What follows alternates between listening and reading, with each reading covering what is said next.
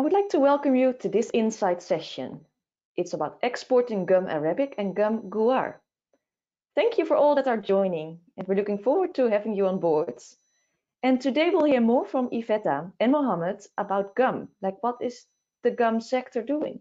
What are the trends? But what are also requirements to reach new markets? So we will hear more from both of the key speakers today. My name is Lauke Koopmans. I work for CBI and I'm the sector account manager in natural ingredients. And what I could see last year is that gum Arabic and gum guar are an increasingly trend. More people are asking for this. So what I said, I'm working for CBI. We are the Center for Promoting Imports and we're funded by the Ministry of Foreign Affairs in the Netherlands. CBI, we're doing two things. One is that we're having programs in market access for exporters so they can reach new markets like the EU, the Gulf, or other markets.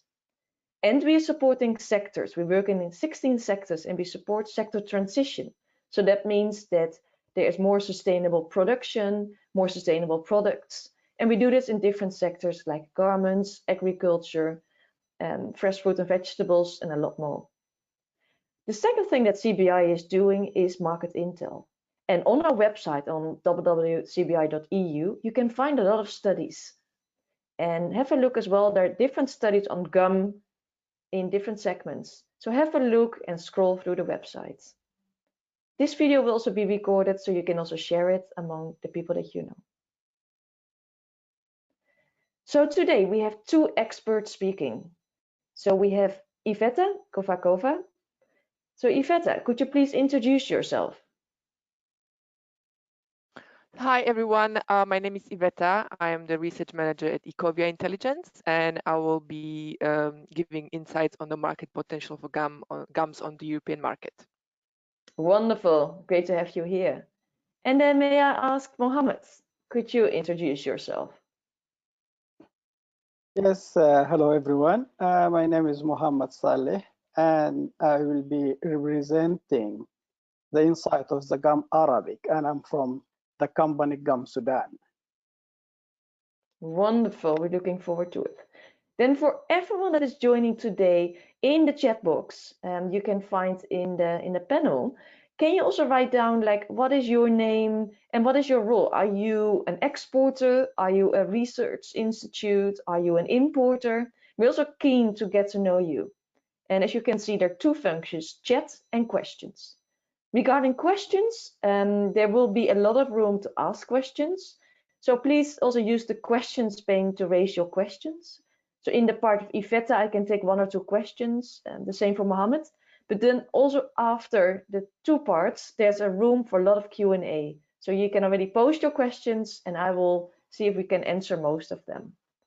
So I would suggest, Iveta, that we start with your part. And keen to hear more about the research that Ecovia has been doing.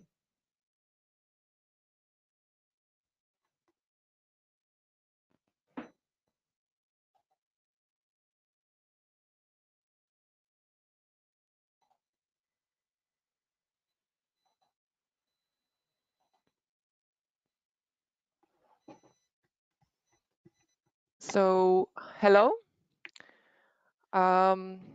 Welcome everyone. So, in this webinar, I'll give you insights on the market potential for gums on the European market.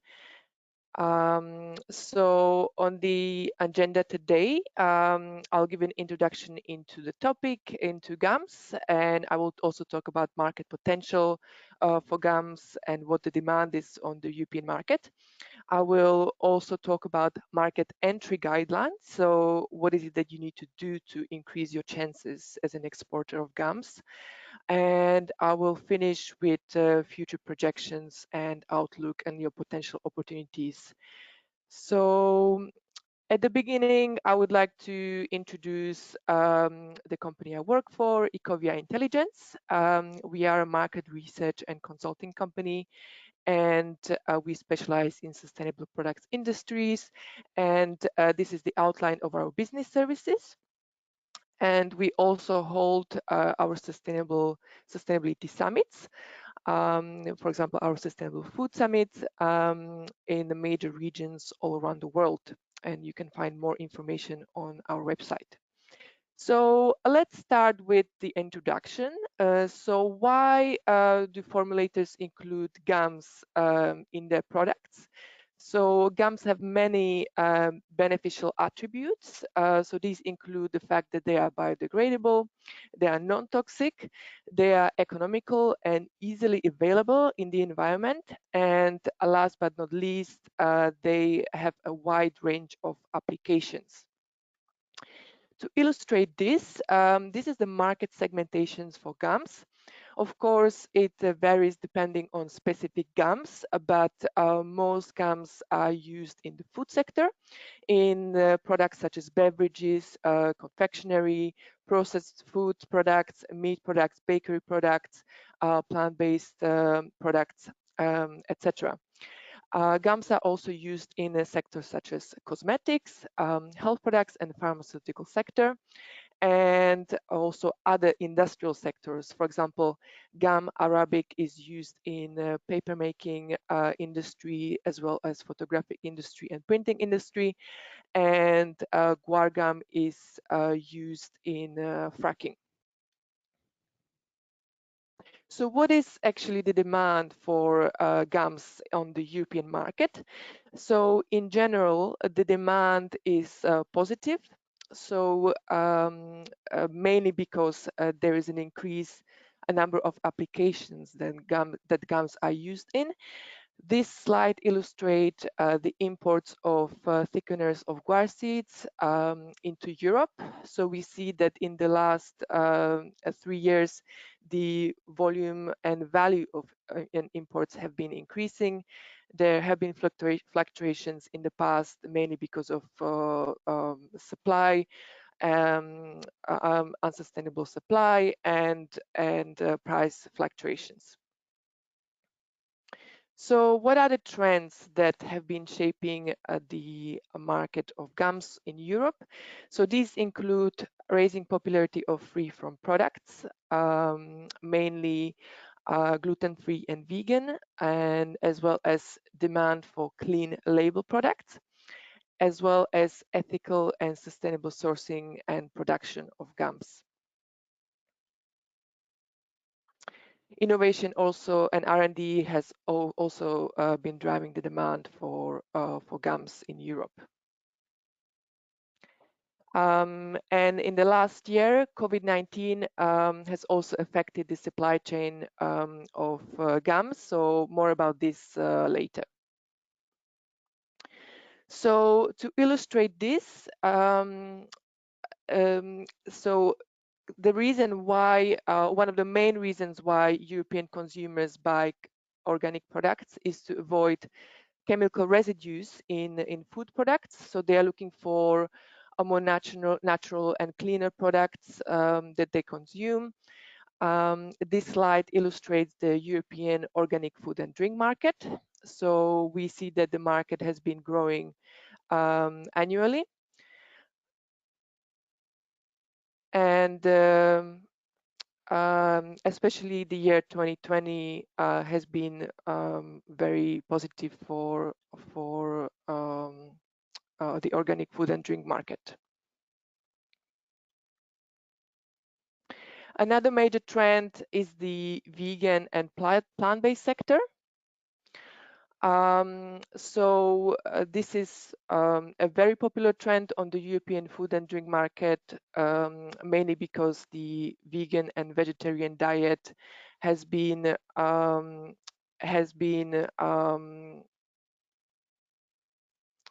sorry.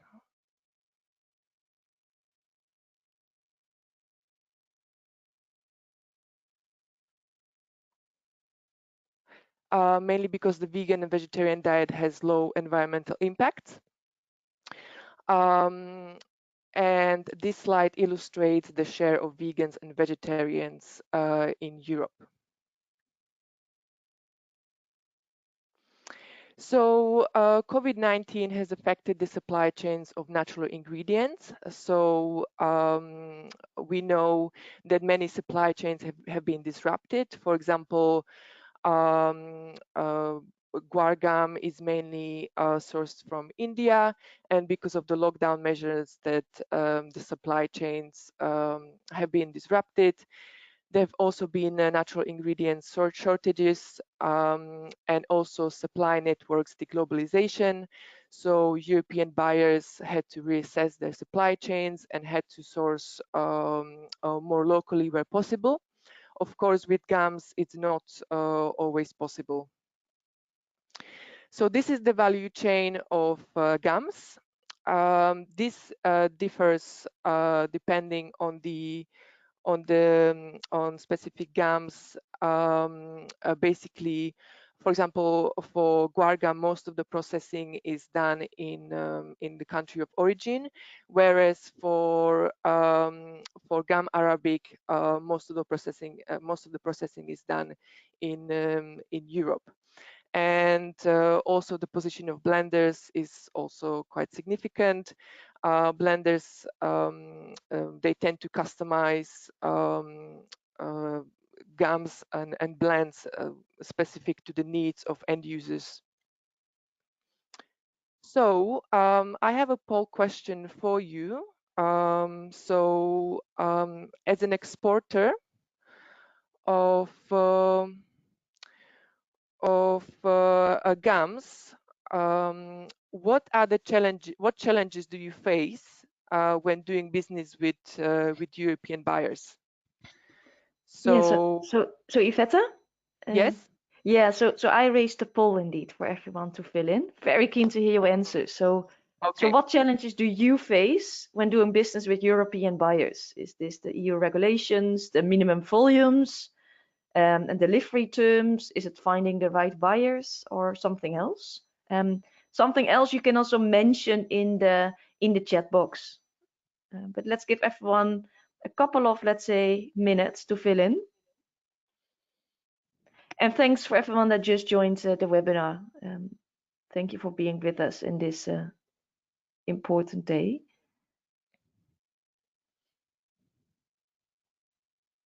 Good, I will give everyone a few more minutes. So what challenges do you face? So I can already see some things coming in. Okay, I will close the poll. Perfect. Are you able to see it? Yes, here we go. So we can see that 22% is mainly challenged by the EU regulations and quality requirements, but actually the big winner is finding the right buyers, the 72%. Okay, great. That's very interesting. What are the main areas to focus on when targeting European buyers? So these are mainly quality issues and adulteration, then documentation and technical dossiers, trade shows, and choosing the right buyers, as well as professional online presence. So European buyers, the feedback from the industry is that one of the main issues that they have to face is quality. So these are the main topics that you as an exporter of gums should focus on. So European buyers demand pure and natural gums. They should not be mixed with any other gums or adulterated by chemicals. They prefer light color and minimal smell. And also the viscosity level is very important, and this also depends on the type of gum. What kind of viscosity level actually European buyers prefer. And you have to meet compulsory EU regulation, and you also have to follow best practices and industry standards. In this case, it could be good practices for gums. So this slide gives an example of purity requirements of guar gum according to EU regulation 231/2012. Again, you as an exporter of gums, before you actually start approaching European buyers, you have to make sure that your technical documentation is up to date and well organized. So this includes safety data sheets, technical data sheets, as well as certification of analysis. So how to choose the right buyer? So there are different types of buyers present on the European food market. So these include large to medium-sized buyers. So these type of buyers usually or tend to source a wide range of ingredients, conventional as well as certified. They tend to source large quantities, and very often they set up their own sourcing projects. In the case of gums, these type of buyers also do their own processing. Small to medium-sized buyers, so these type of buyers tend to focus on specific type of ingredients. They tend to, or certified ingredients. They very often they source smaller quantities, and they don't necessarily set up their own sourcing project. And we also have large to medium-sized food companies that source their ingredients directly because they want to have more control over their supply chain.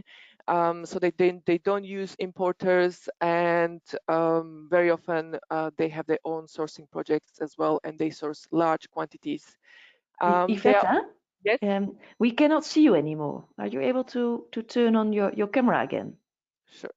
We see, of course, the wonderful slides, but we don't see you. What about now? Yes, we can see you. Thank Perfect. you. Yeah.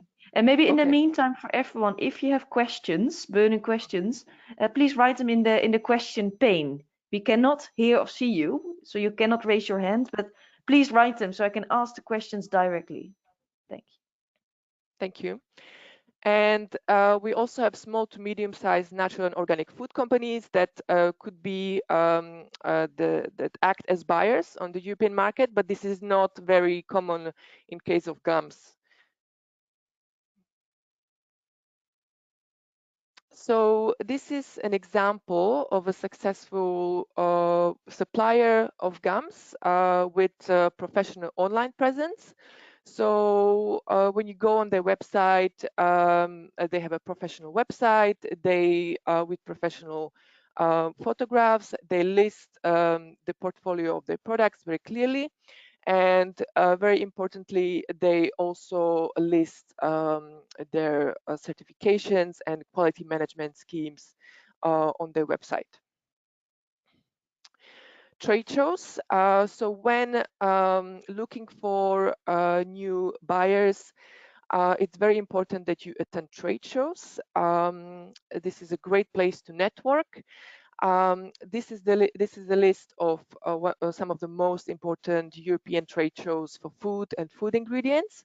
Unfortunately, because of COVID-19, a lot of the trade shows have been cancelled or postponed, but some of them have been moved online. For example, Biofach, Food Ingredients Europe, Natural Ingredients Europe, which also gives exporters like yourself an opportunity to network with your European buyers online without using your resources. So finally, I would like to talk about future outlook and possible opportunities. So these are the trends to watch for you as an exporter of gums from developing countries.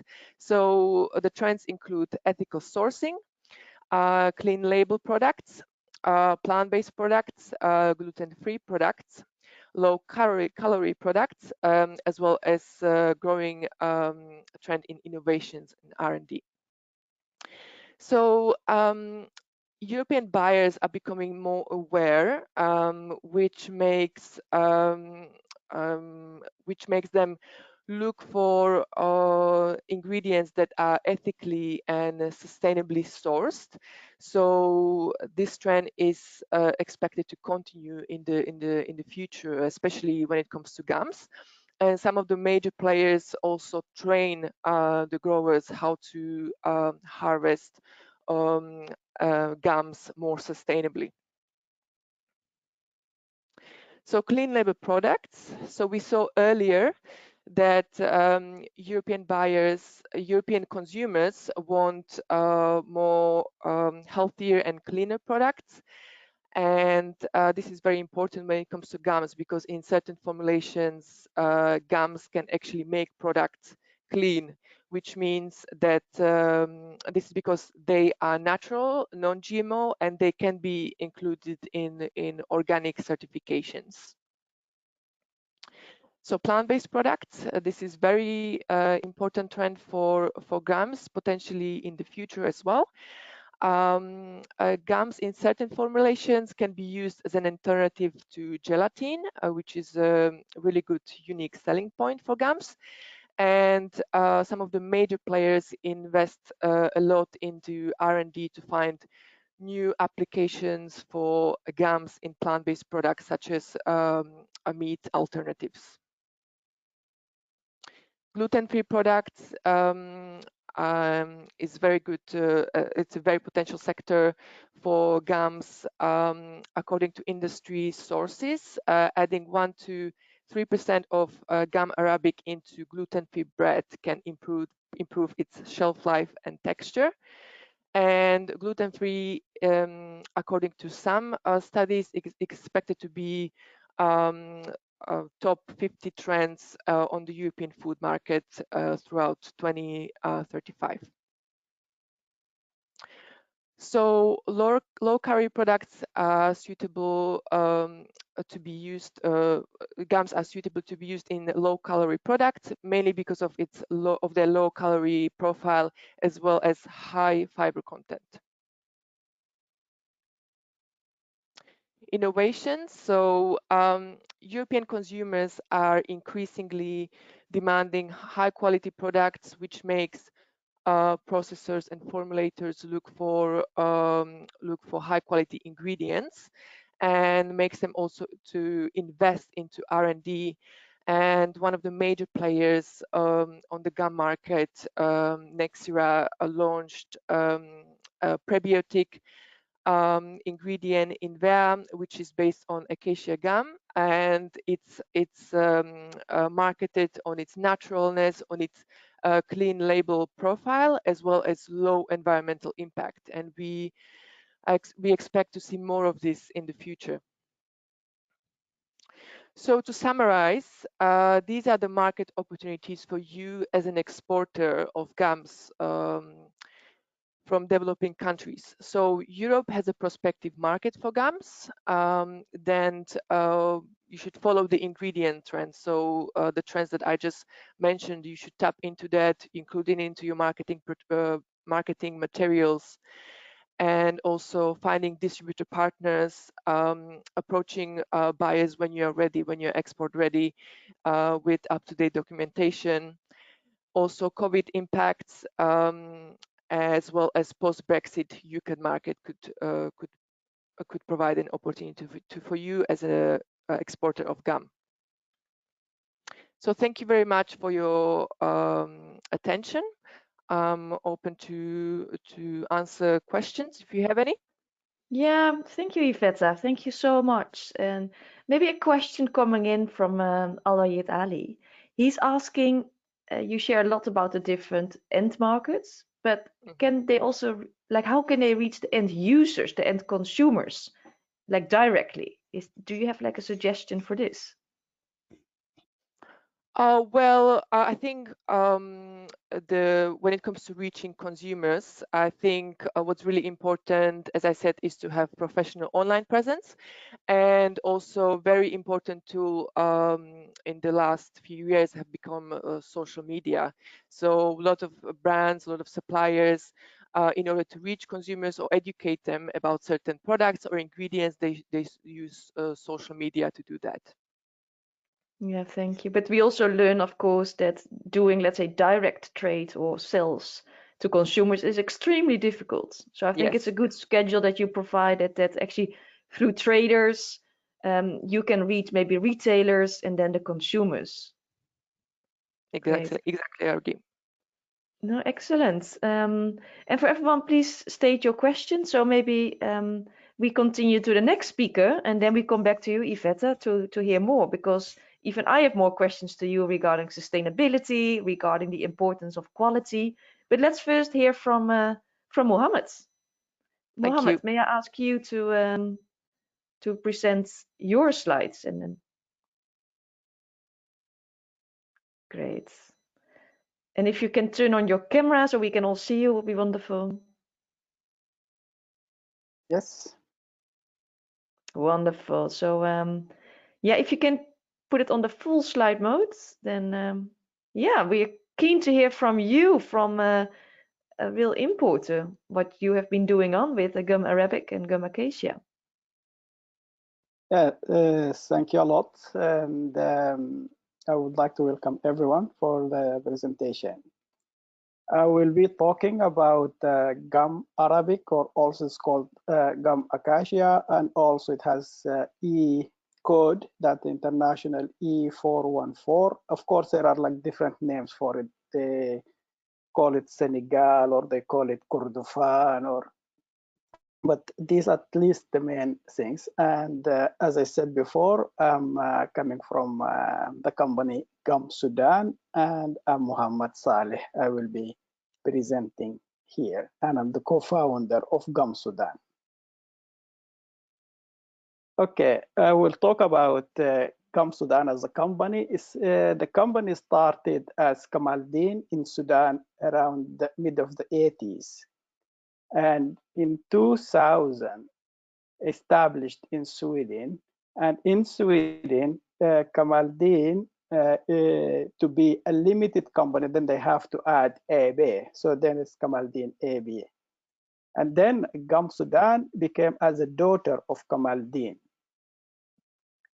And then continued to be specialized only in gum acacia or gum arabic. So that's why we called it Gum Sudan. We have many products, agricultural products, of course, acacia gum, sesame, peanuts, and some other products too. How Gum Sudan doing today? We have good networking since we are established in Sudan and in Sweden. So we also have partners in Sudan, and also we have partners in Europe, in Sweden, and in almost all over the world. Yeah, as I said, we have a market almost all over the world. For sustainability, yes, we have been doing so a lot with sustainability, and mainly we are always looking at the SDG goals from the United Nations, of course, and we are trying to fulfill the targets or the goals that could come into our area. And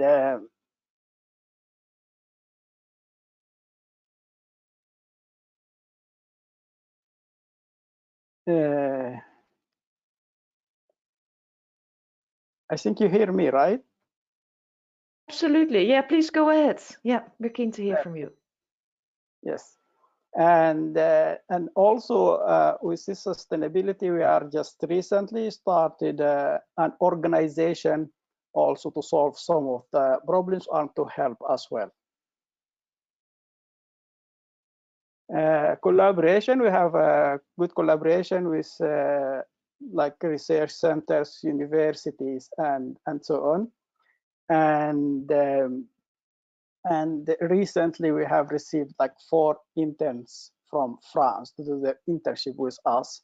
3 that with us in the company here around, and 1 working from France.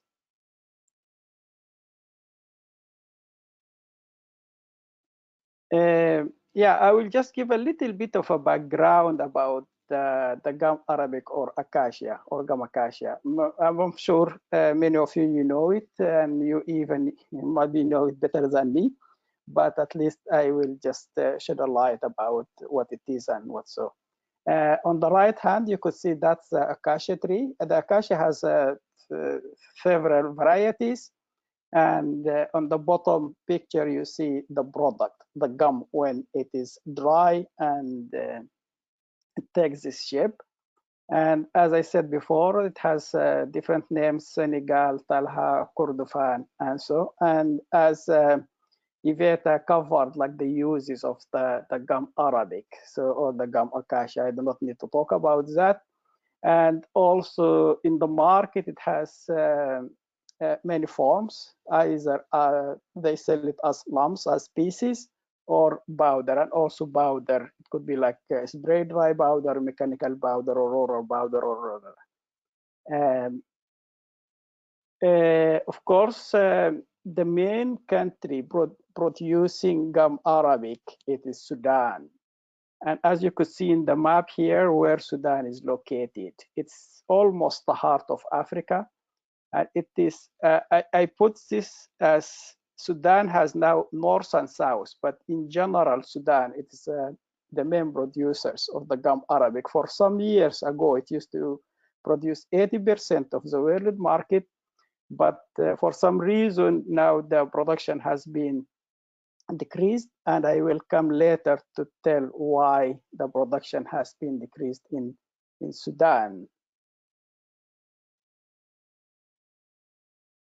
If you see here, like countries exporting, like exporting gum arabic, you see France, and you see the figures 2020, from 2013 to 2020. France is the top exporting, and also if we look, it is the top in importing at the same time. You see Sudan as a producer of the gum arabic, it's in the second in exporting gum arabic. Even so, it is a first producer till today. And then you see Germany is coming in the third. And but you see here, there are some things also I could support some of Iveta presentation. We could see, like in France, for instance, since 2019 till 2020, the graph is going, the curve is going a little bit down, as the same as in Sudan. For some reasons, might be also because of the COVID as a reason, or because of the economy hasn't been doing good, or maybe some other reasons. In Sudan, we could see from 2016, the curve start to go down. Because Sudan has been going through many things, changing governments, might be some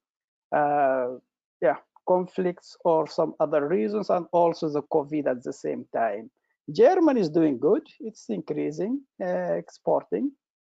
And I see there are also some other countries, but these at least the three big ones in the field. Okay, I will just also give a little bit of a background about how the process, how the gum arabic chain look like, how the actors, and so we have first the farmers, and who are the producers, and we have like local traders. So the farmers go out in the field, collect the gum, and then they go and sell it to the villagers, the traders in the village. And you see here, I write M, F, and M, and M. So this is the gender. F is female and M is male. Those who are the farmers or the producers, they could be like males and females. But when we come to the traders, mostly it is men dominant. So also these things that we need to look at, how females could participate more in this field. And then from the local traders, then the gum, it goes to two sources, either to go to the auctions, like for instance in Sudan, there is a big auction in a city called Al Ubaid. It's in the Western Sudan, in Kordofan, or it goes direct to companies in towns like in the capital of Sudan and Khartoum and so. And those two sources, then they sell it or to the companies who are either industrialized it, changing it from one form to another, or backing it in a good way and then exporting it. Because also there are a lot of exporting rules they have to follow. Maybe some of the agents or some of the country traders, they don't have that capability. I will also talk a bit about the value chain, and then we have like the value chain. The main things is like how all the network connected, as I've seen in the previous. And Mohammed, yes, maybe like this is all interesting. Please go ahead. But a lot of attendees are importers and exporters, so they're also very keen to hear about the market requirements. So okay. I'd like to ask you to keep a lot of focus also on the market requirements today. So maybe this one Sure. a bit faster so we can hear more. Okay. Yes. Yeah. So yeah, and then we have like the value chain analysis and mapping and development. Here we have also some challenge. Like for instance, the farmers or the producers, the main thing that they have it is finding clean water sources in the field, and also they are lack of knowledge and training, and they need also to have like some market information and capacity building and public service, as I said. The challenge that facing the exporters, we have found that there are two challenges: national challenge and international challenge. The national challenge, it's the supply to be more sustainable from the farmers, reasonable charges and fees that they need to give. And also the authorities, sometimes they put like high taxes or like road taxes, or so it's difficult for getting a sustainable supply from the field. And also they need to give them the right prices and so on. So if we talk then about the international, some of it is they need to have a big network with more customers than one, and also the international market, they need to have like a database for knowing who is in the market and who is not. And of course then certifications and packaging, and I will talk about this a little bit more soon. Yeah, so here we have the requirements of the suppliers, that they need to have a good packaging, as also Evita mentioned in her presentation, and it has to be written in a clear way, and also it has to be well and clean, and so as Evita I think covered that better than me. And also if they could have like environmental friendly packaging materials, because also this is one of the main thing nowadays, that the buyers, they would like to be sure almost everything is more ecological or like more environmental friendly. Certifications, I think Evita talked about it, and also the exporters, they need to be aware of all the certifications. Sometimes also it might be a problem in the developing countries to offer certifications. For instance, if you want to offer certification about an ecological product, we don't have down there in the field like companies could offer those certifications. So it is a challenge for the suppliers, but some of them, they manage to find that, but still it might be that also limited the number of suppliers in the developing countries.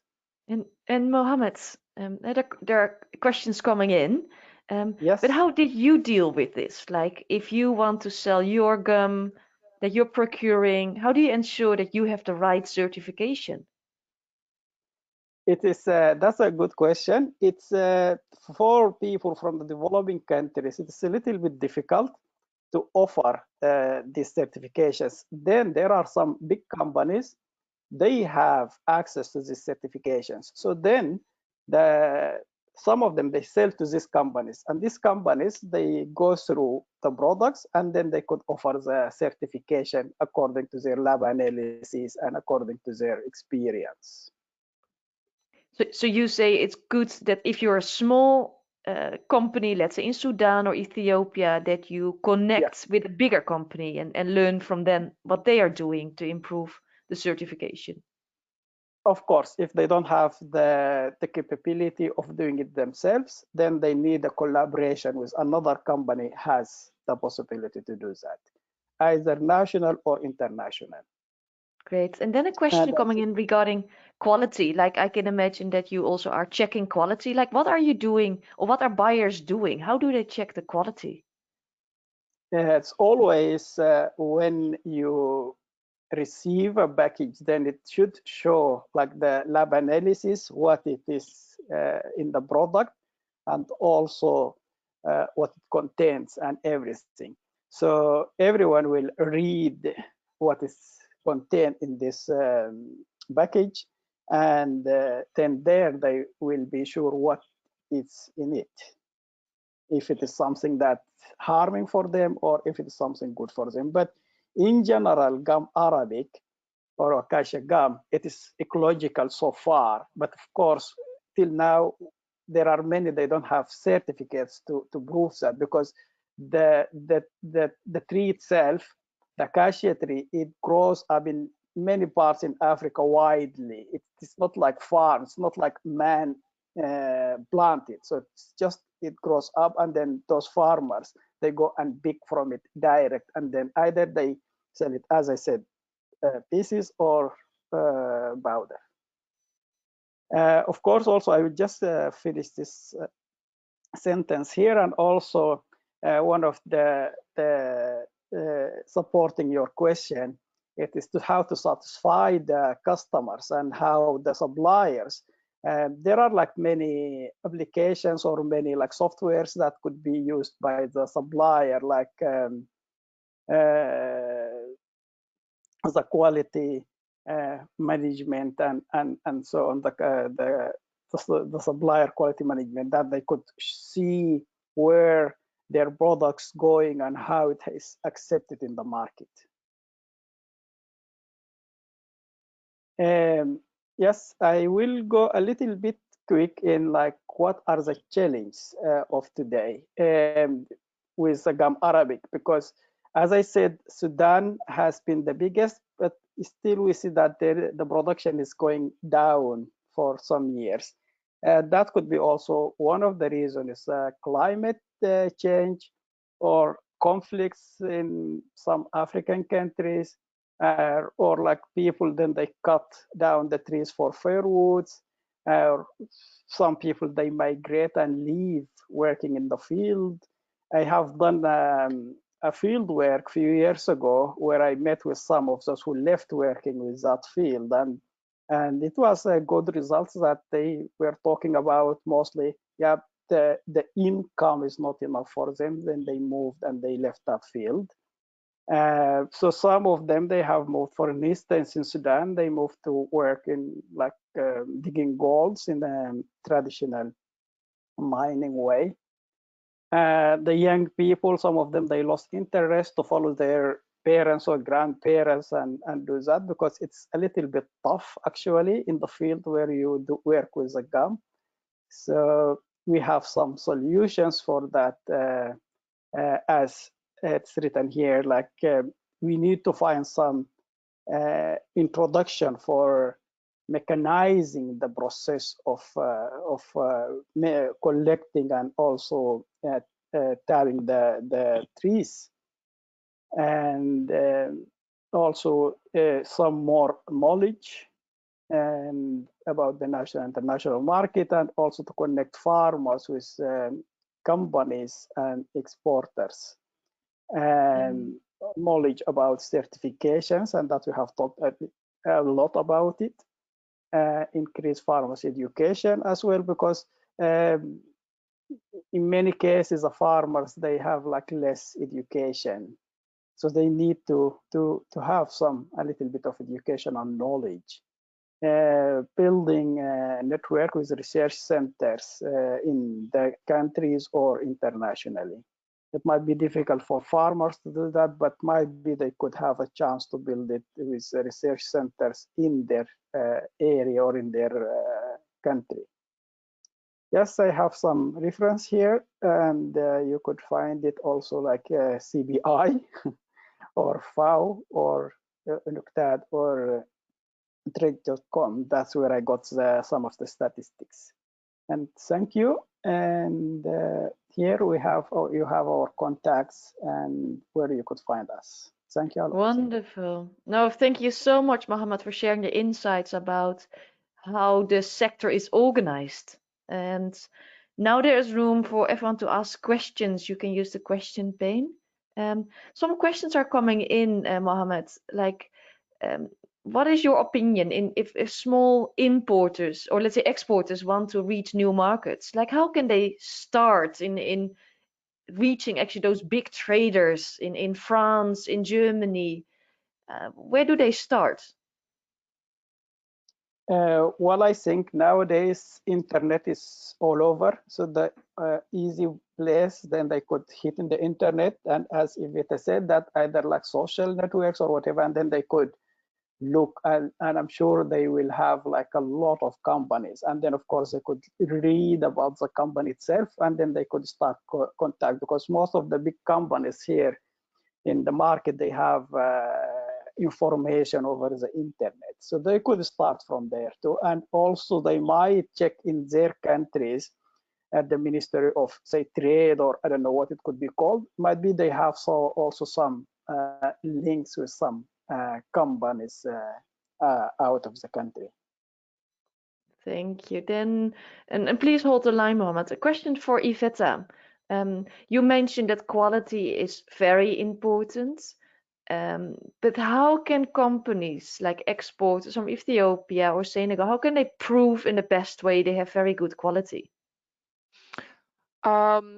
I think the best way would be to sort of adopt certain sort of quality management standards, that some ISO standards. So this is a very reliable way how to prove to buyers that they uphold the highest standards of quality when it comes to their gums, and also they should be or communicate honestly with buyers, because every buyer has they have their own requirements in terms of quality, so they should be honest what they can deliver, what they cannot deliver, etc.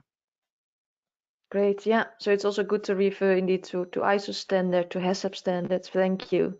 Also, Iveta, for you, there's a question coming in. Is there a list of showing the importers in Europe, or the list of potential buyers? Well, I think a good way to look for a list like that would be go on some of the trade show websites that I show and look at the attendees. Sometimes you have filters that you can adjust, and you can find buyers that source ingredients or gums. So this would be a great way to start for an exporter of gums. Thank you. Yeah, this question came in from JG Ademejemo. Thank you, JG, for asking. One more question for Iveta, and this is coming from Mark Gaui. He's actually exploring to harvest gum as an alternative crop in rural East Africa. Then, Iveta, the question to you is, would you suggest new suppliers could be, let's say, could end up with entering new exporters and traders? Is this possible? Because East Africa is quite new, of course, in terms of trade. I think it's possible, given that if they are able to supply high quality ingredients, gums, and if they're supposed to, if they are able to meet minimum volume requirements of European buyers, I think they will be willing to trade with them. Yeah. That's good to hear. Yeah, that's also my finding. We were doing a research on gum, and indeed, if you still can prove as an exporter that you comply with good quality, with the right parameters, with the volume indeed, and maybe something extra like sustainability organic, there's always room for more. Like the trends are increasing, demands are increasing, but you need to show that you have this and create this trust as well with the buyers overseas. Only with gums, it's still difficult to reach those importers. Sometimes the market it's so big, what we learned as well. Thank you. A lot of questions coming in. Great. Mohammed, the question to you is, what is the impact of the international sanctions against Sudan to import gum from Sudan? I think that's already is over because now Sudan is open to the world after the new government. Was it a year or 2 years ago? I think now it is easy. Might be there is a problem, still a small problem with money transaction, but I think that's also somehow it's manageable with one bank in Sudan. Yeah, thank you. Yeah, thank you, Salih, Galal, Eldin, for asking the question. Mohammed, a question for you as well from Al-Wajid Ali. How many quantities of gum arabic come directly to Sweden? Is there also a processor of gum arabic in Sweden? And what's the demand in Sweden? Sweden is actually a small market compared to France and Germany, might be also Netherlands or England, but still there is a big potential market in Sweden. Swedish people, they eat a lot of candies. I think if you look at statistics all over the world, I think the Swedes, they eat a lot of candies. So there are a lot of factories producing candies, and then they use gum arabic as one of their main component of the candies. I don't have a statistic how much that's within import or how big is the market, but there is somehow, if we compare Sweden as one of the Scandinavian countries, Sweden is the biggest country and it has a bigger market than Norway or Finland, or Denmark also has a big market as well, because Denmark, they produce also a lot of food. They have a lot of food industries and so on. But that's a good question. Maybe I have to look at statistics. Yeah, statistics are key, and as well if they're processes in Sweden. And maybe for the listeners, Mohammed is based now in Sweden, in Uppsala. A question incoming from Thomas Funk, my colleague from CBI in Market Intel. Mohammed, maybe to you as well, like what certifications does your company have? And what's the most requested certification from the European buyers? Of course, most of we have with our partners certificates that we show, like what you call like ecological and all these things. But we get it from our partners. Our company itself, till now, we don't have a certificate to offer it from ourselves, but we always get it from our partners. What was the other question? Sorry. Well, could you mention the examples, like which certificates, the names? Is this HACCP? Is it Halal? Is it what is it? And maybe Iveta, you feel free to jump in as well.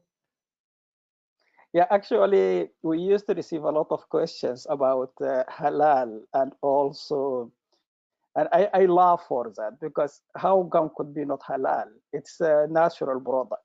There is nothing in it. There is no any, but anyway, it might be they could mix something with it. But anyway, yes, this is one of the certificates. Some people, they ask about the Halal, and some people also ask about the ecological certifications, and there are like many of them, like some of the ISOs or the European organic certificate, or like the keyhole here in Sweden certificate, and so there are like many. Okay, and regarding sustainability, is there also, let's say, fair trade or other sustainability certification? There are, but those are not really asked so much about. Okay, good. Then another question coming in from Faye Hartman. What are actually the fees for that need to be paid to local or national authorities by the exporters? Is there any fee that needs to be paid if you ship it from Ethiopia, Senegal, or Sudan? Is that for me, that question? Yeah, maybe it will be good if you can answer this. Yes. Yes, of course, there are like fees for exporters for instance, the harbor fee and also the shipping fee, and there is no any one kind of like fee. And sometimes the governments, they just change the fee between day and night. So this is also one of the challenges that it's facing this field too. For instance, if I take an example of Sudan, not long ago, the government just put a law that stop exporting gum arabic. So many exporters, they have their gum arabic at the harbor, they can't export it because the government said so. But then, of course, a few months after, this has been withdrawn. So now companies exporting gum arabic. And also, actually, this is one of the problems because as I think a law like this or legislation Mohammed to go around yeah. it and export it somehow. Yeah, I think that you were a little bit frozen, but we indeed could still hear it's indeed the big harbors and they're charging. Thank you for this answer. Also, Albu Qasim Hassim is saying indeed certifications like food safety, kosher, organic are important certificates as well. Then I think it's interesting that Deji Adeyemo is saying, oh, actually they are a startup in the Netherlands and they're looking for new exporters or actually players in the EU. So thanks Deji for sharing. Then I get a few questions in from Mark and a few others about grading, and then I think I don't know either Yvette or Mohammed if you can answer this, but how is the whole grading done? Like who is deciding on the grading? This is a question from Deji and Mark. Could you share more on this?